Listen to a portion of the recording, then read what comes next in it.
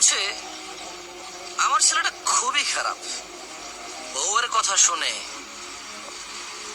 ওই একই মা বলছে যে মেয়ের জামাইটাও ভালো না, মেয়ের একটা কথাও শোনে না।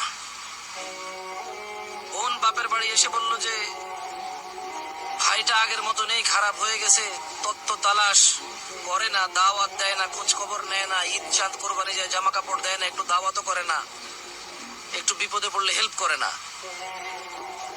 আবার ওই বোনটাই বলে আরে জানিস তোর দুলাভাইটা খুবই খারাপ, কাম কাজ করে করবি কি আর, বোনের দাওয়াত দে, বাকিটারে দাওয়াত দে, আজকে বোনের এটা হয়েছে, ভাইয়ের ওটা হয়েছে, সারাদিন তো বোন ভাই করে করে তার জীবন শেষ করে দিল। ভালো পড়েনি জামাইটা, মানে ভালো পড়েনি। অবাক অবাক করা চরিত্র না?